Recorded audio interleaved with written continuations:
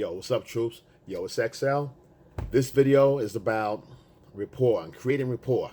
Okay, this is a topic that's crucial to get this information because we get sidetracked with this information. A lot of times we don't get the full picture of rapport because it's so many different moving parts to it. So what I want to do is give you a solid, and it's not foolproof if you don't have the right frame. But if you have the right frame and you have the right mindset, this will work very, very, very well for you guys. Listen, this is what I use. Okay, these are the things that I use, and it's very successful. Okay, and it gives you things, and the whole point of rapport. A lot of times people say, I don't want to, create the rapport. It's a very sticky topic. People don't talk about it that much. So I'm going to get into it. Okay, so by the end of this video, you'll have a clear understanding, of the skills and the processes of really creating the right way of creating rapport. Okay, because what is rapport? Rapport is creating connection, okay, with a woman or even with a friend or a boss or coworkers. Okay, it's not so much sexual or any. It's just creating a connection with someone that you're speaking to. Okay, it could be on the phone. It could be, mostly it's verbal. It could be nonverbal as well, but it's creating a connection with someone. Okay, for the first time or someone you're not really familiar with. Okay, so let's get into it now with this rapport. You go, well, why do women like rapport? Women seek to create rapport with you because it's a great way for them to get an idea of your personality in a short amount of time. They don't have time to drag out to see what you're really about 3 weeks, 4 weeks, 2 years later, 3 years later, because they have that time continuum. Okay, that time where they're fertile, where they have the eggs and they can plan the future and bring the human condition forward. So they don't have time to waste on one individual that she's not sure about and just go out on a date with someone she's not really comfortable or familiar with. Okay, so rapport for a woman is to become more familiar with you, to get familiarity and kind of put you, have an idea of your personality. And guys, it's your chance to shine. So do it. Okay, now I'm gonna give you the tools that you'll know how to go out there and really impress her. If you get through this video with me, she's gonna be very impressed with you guys. She's gonna be very impressed. Okay, so I want to start out by saying, first of all, attraction is not enough. Okay, yes, women want to be attracted to an alpha male and good looking guy or whatever. Okay, it's not about looks. They say not about looks, but it is. Okay, and what they accept and what they deal with is what they feel they're worth. Okay, that's the trick. Okay, that's what they ain't telling you.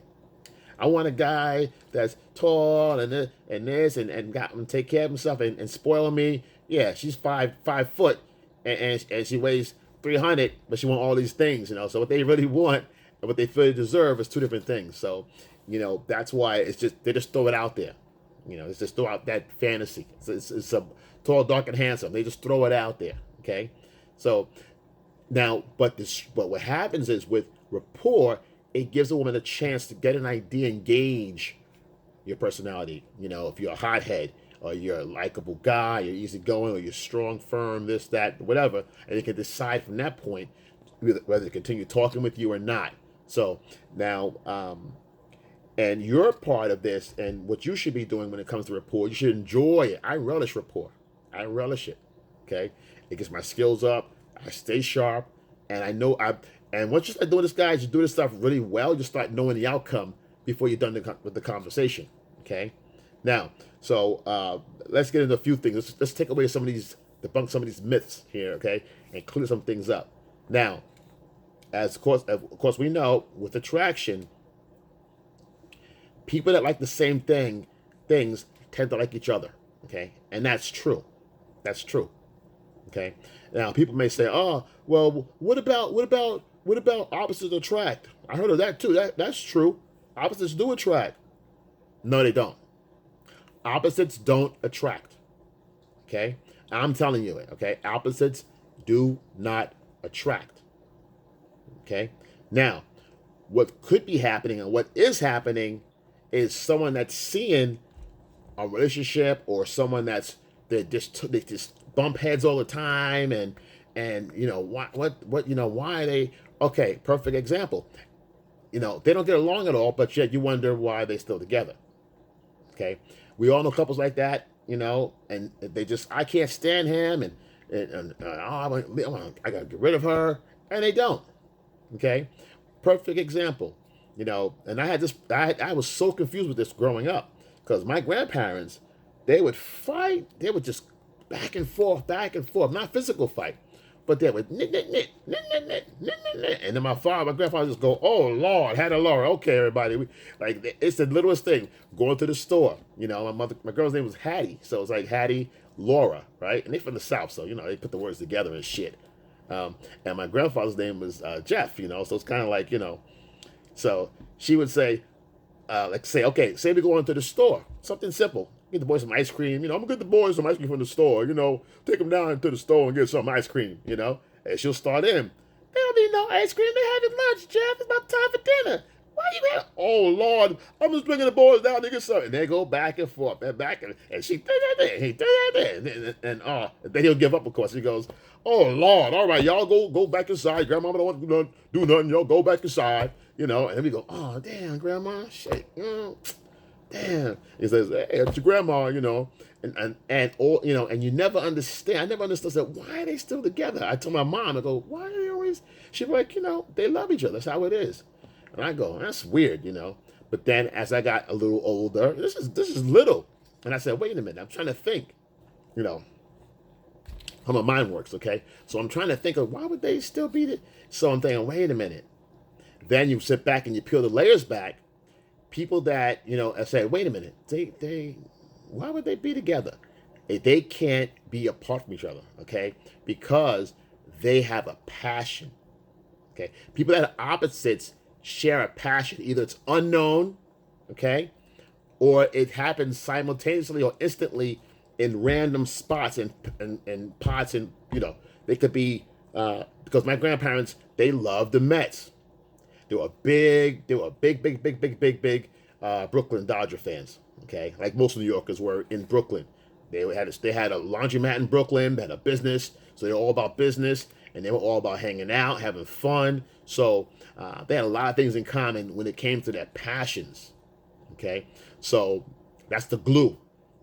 Got it? So they weren't total opposites. So if you have somebody that, in other words, so if you know somebody that she is pottery, she's a vegan, she likes knitting, crochet, okay? She's a homebody, whatever. You like to go out, you eat meat, you play sports, and you do archery or whatever, okay? So you guys have zero commonality. You're loud, she's quiet. She likes movies. You hate movies. You won't go to a movie because you want to enjoy yourself. See, now you have zero rapport on both sides. You have nothing in common. So where's the glue? Your sex sucks. Okay? You guys don't have the same, there's no commonalities to discuss. You bring a topic up, I don't know much about that. I'm not interested in that. She doesn't want to learn, okay? She shows you something about pottery or crocheting or knitting. You go, I don't want to hear about that shit. So there's no glue, okay? Rapport is the father of chemistry, guys. I'm putting it out there. That's my interpretation of it, and it's the best metaphor I can think, because once you start finding something that you have together, it's passionate, has to be, if you're going to be opposites, you have to share it passion. Or sometimes that passion can be sexual. It could be you both love drama, okay? It could be, look at Bonnie and Clyde. They loved their lifestyle, okay? Shared interest. It has to be a shared interest.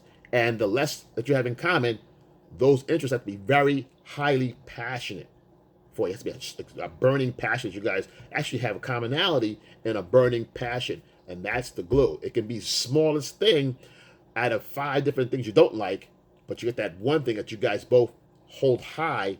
That's going to be the glue that'll hold you together.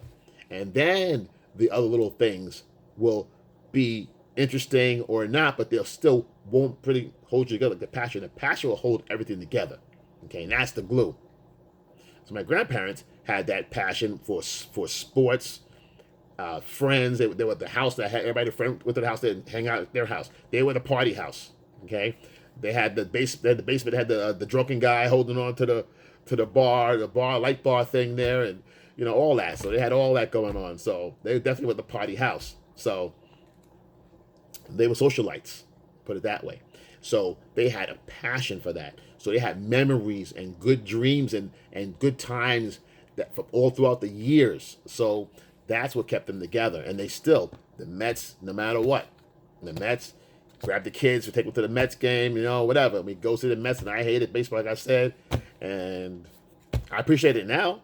I mean, I'm a Met fan now. They suck, but hey, it's not about that for me. Okay, so but those are the things. Okay, those are the things that I remember, but they had these memories, so they built over the years, over time, and you can't break those. Are unbreakable. So in essence, they couldn't do without each other, because when my mother got sick, my grandfather got sick. My grandma didn't feel, she was moping around and the whole deal, and long story. So, but together, that was their little thing. So opposites don't attract unless there's a shared passion. Okay. Now that passion, like I said, it's whatever's familiar. Doesn't mean it has to be positive. Okay. Like Bonnie and Clyde had a shared passion. Okay. So a lot of times people in the industry, sports, you got coworkers that work together, fall in love because they have shared interest. Okay. So it happens. Okay. You can be, someone riding the bus, someone that someone rides the bus and they go to Starbucks or whatever, and then goes to something else. That's a routine every day, a ritual. Okay, you end up seeing someone, that same person, in the same circles all the time, and go, wait, what you always over here? I always see you doing this, so you doing that. That's a conversation. So there's some commonalities in your movements and your behaviors. Some of your mindsets and rituals are actually lined up, and that creates curiosity. Okay. So curiosity is the next thing I want to talk about, because women are curious by nature. So the fact that, people are afraid to create rapport because she's going to find out everything about me and I'm zero inside. I'm actually empty inside. She's going to see my coat and see my bones, my skin and bones, and an empty chest. Okay? That's not how it is, guys. So what happens is you keep yourself reserved, but you got to be mysterious as well. How do you be common? How do you share your common interest and still remain a mystery? Simple. Okay. By talking and engaging her in conversation, her being curious, you let her talk 80%, you talk 20%. 10% of that's going to be banter and whatever, and push-pull and fun and all that kind of thing. And then you're going to, tease her and that kind of stuff, and make a couple of jokes here and there, back to her. So you do. You do this, da-da-da. Keeps her curious. But she wants to talk, guys, so let her. Okay? Don't get caught up, and here's what I don't want you guys doing. By talking and getting her engaged, you allow her to open herself up and share with you, okay, her stories, okay? How'd you get here? Guys will say, oh, what do you talk about when I don't know what to talk about. Guys get hung up on what to say to a woman, okay? It's not about what you're saying to her, okay? It's your tone, yes. It's being authentic, in the moment. Learn to be in the moment. I'm always in the moment with a woman, okay? That's why when I talk to them, I make sure I'm fully engaged, and I know, her little, if she's into the conversation or not, how to get her more, how to draw her into more of the engagement, and when to let go and push her away, okay? You get to that point, though. Play this video back again. There'll be some things in here that you probably missed or whatever, but this is important stuff, guys, okay? Now, so you're creating rapport. So now you've got her talking, open, and engaging, okay?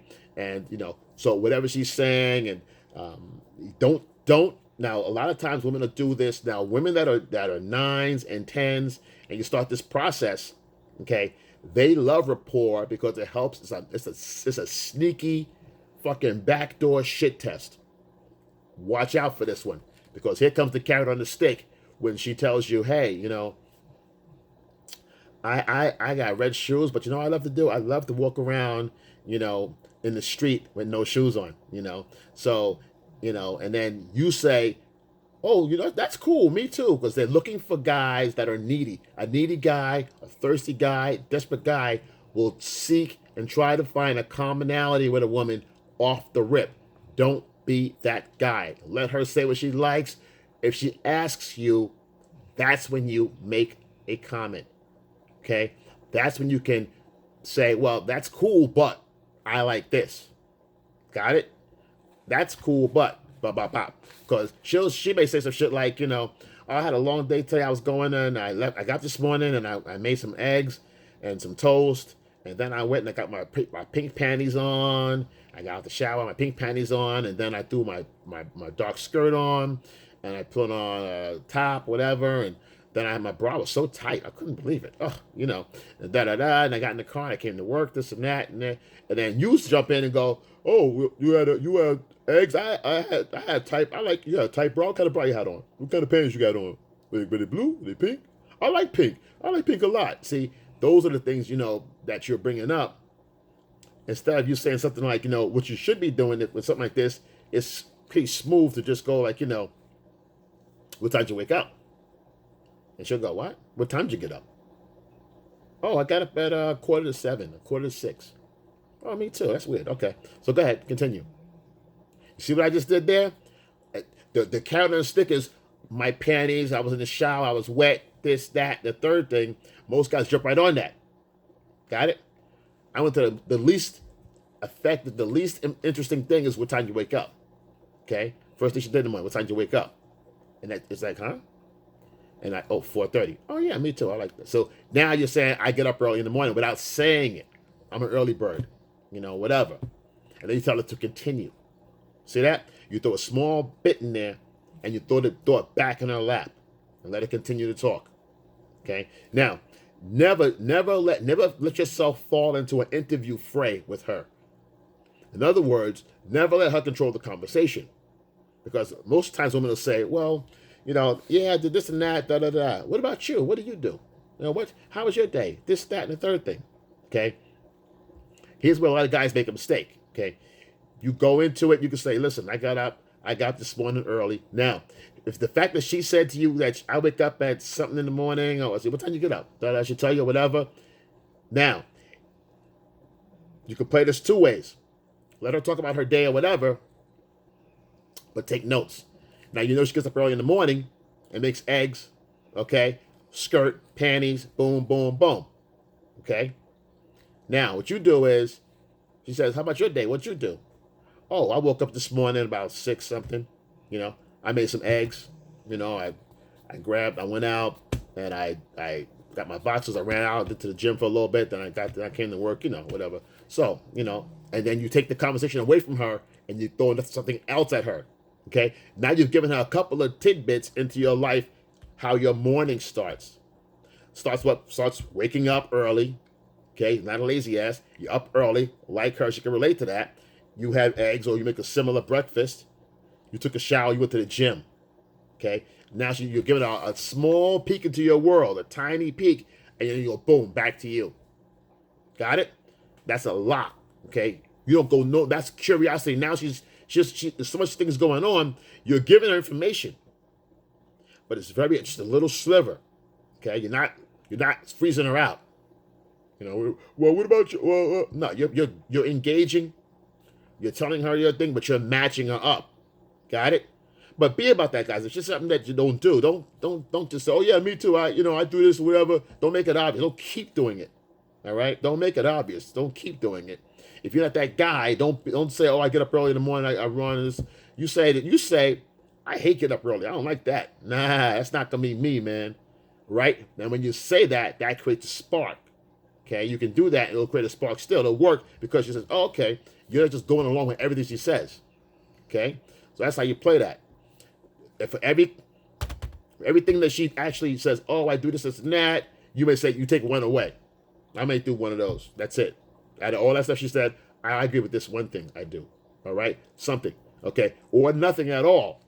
Okay? So, once you get her going that way, But see what happens with the interview situation. You want to make sure that you're controlling the conversation, because you don't want her taking the information or the information you're giving her. She's telling you something about her, and she says, "What about you?" And then you say da da da da. She goes, "And what else? This da da da da." And you start responding to her, asking questions to you. Then you lose the whole power frame altogether. So if you're telling her, "Yeah, I got the eggs. I went to the gym." What'd you do in the gym? Or I worked out and I ran a little bit. So my friends in there, I was talking to them for a little bit, and then I, went to the front desk, and then they called me for something like that. I forgot my wallet. Then I went back to get my wallet, and so don't get into a whole storyline. Don't get into a whole storyline, okay, guys? With this, make it short, sweet, and then throw it back at her. So, do you like your job, or what do you do for a living, or is it your passion, or do you play sports, or just change the topic, break the rapport, and change the topic to something else. Okay, so that's how you do that. What's going to happen is, you this can go on for 10 minutes. If the girl's into art, if she rides bikes, if she hikes. Where do you hike at? What park do you go to? What do you wear? Do you wear spiky boots and all that? Do you climb mountains? Do you yodel at the top? Yodel, play around with it a little bit. I can't see you up there. I can't see you hiking on no mountain and doing no yodeling. What are you, yodeling shit? Play around with it. Oh, I do artwork. You say, you can't do art? I can't see you doing art. Graffiti. I got it. You do graffiti. I got you on the walls, right? That'd be you, right? That'd be you, right? So something like that. Okay, you play with it. Play basketball. You don't play basketball. You play the kid park over there with the little kids over there. I can't see you. Can you slam? Be outrageous and be funny, guys. That's charming. It's a place of strength, but you're playful. You're able to play with her. If she's laughing back, that means she plays back with you. She plays as well. Okay, so those are quick, wonderful, wonderful things you should be doing. They're powerful. They show you have composure. It shows you have social skills, and you know how to talk to a girl and interact without being nervous and rushing and looking over your shoulder and not believing what you're telling her. Okay? So bring some of her words, bring them back to her in your version, but bring those words back to her when it applies to you. If she says, "I like to see my target and then take my shot and run, whatever in life," you say, "Yeah, whatever that. I play basketball. I'll see my target. I'll take a shot. Boom, 3-pointer. It's in, and I'm happy. I'm good." See, and that's subliminal almost, because she may not catch that, but it will sound familiar to her. It'll grab her into your atmosphere, and she'll connect with you by your atmosphere, and she'll connect with you deeply because you're bringing some of those words back to her. Those are her go-to words. So you're actually opening that channel of shared language, shared speak. That's subliminal, and that's going to be it's going to bond you to her. She's going to bond to you because you are very familiar. Okay, it brings you in automatically, gets you a pass that gets familiar with her. So do that. All right. But after that, you're going to realize, listen, you've got about 10 minutes going with her already. It's time to go. Break out. Unless you're on a date. If you're on a date, then of course you play the date out. Boom, boom, boom. If you're at one venue, change venues, because now you have a connection with her. Stand up, boom, let's go take a walk. Boom, boom, boom. Pay your tab or whatever, move on to the next spot. Hopefully you're working closer to your place, to where you live, okay, or her place. So you can, have, closing words, okay? But that's the point. But before you get up and leave, if you're just meeting a girl for the first time and you're not, you're just getting information, her name, whatever, you just get up. And I guarantee she'll ask you, say, "Wait a minute, I feel so bad. Why? I don't know anything about you. Wait a minute. Do you have a number? Whatever, boom, boom." She should ask you for your number. In most cases, the girl will ask for your number because she's giving you so much data on her. She feels that you know her more than the guys that she's been with, because the questions you're asking her are personal and about her. And she's sharing her emotions with you from the inside. She's sharing it with somebody like you because you're asking the right questions, guys. You'll be head and shoulders above all the guys that she's dealt with. You'll be in the top percentage of guys because most guys don't even think about this kind of stuff. That's why I put this stuff out here. There's so much stuff like this that I want you guys to get a hold of, and that's why I put it out there. All right? So With that, I want you to live your best life. Okay? Like, subscribe, comment below. Yo, it's XL, and I'm out. Ah.